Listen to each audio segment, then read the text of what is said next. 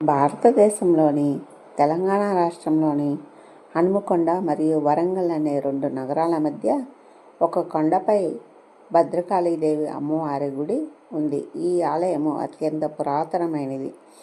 ఆలయ గోడలపై ఉన్న శాసనాల ప్రకారం చాళుక్య రాజవంశానికి చెందిన రెండవ పులకేశి ఈ ఆలయాన్ని క్రీస్తు శకం 625లో ఆంధ్రదేశంలోని వేంగి ప్రాంతంపై సాధించిన విజయానికి గుర్తుగా నిర్మించారని నమ్ముతారు.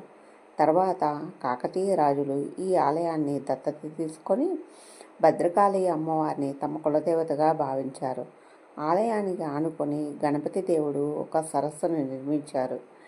ఈ ఆలయం గురించి ఒక కథనం ప్రచారంలో ఉంది.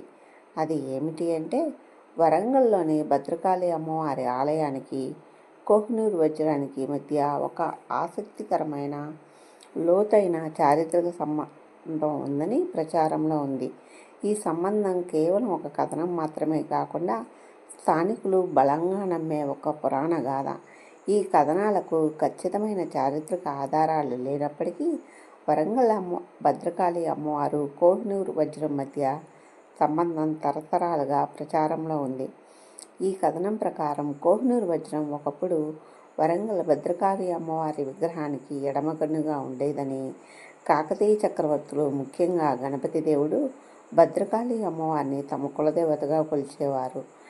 ఈ ప్రపంచ ప్రసిద్ధిగాంచిన కోహినూర్ వజ్రం అప్పట్లో గోల్కొండ గనుల నుంచే వెలికితీశారని, దానిని కాకతీయులు సేకరించి భద్రకాళి అమ్మవారి విగ్రహానికి అలంకరించారని ప్రతీది.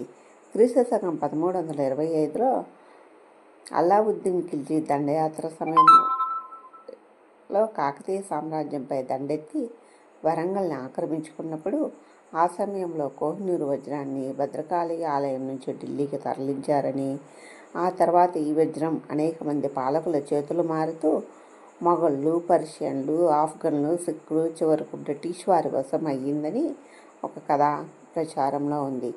ఈ ఆలయంలో ఇతర దేవీ దేవతల విగ్రహాలు కూడా కలవు. ఆంజనేయ స్వామి, సుబ్రహ్మణ్యేశ్వర స్వామి, శివయ్య మొదలగు విగ్రహాలు ఆలయం చుట్టూ కలవు. కూర్చొని ఉన్న భద్రకాళి అమ్మవారి ఆలయము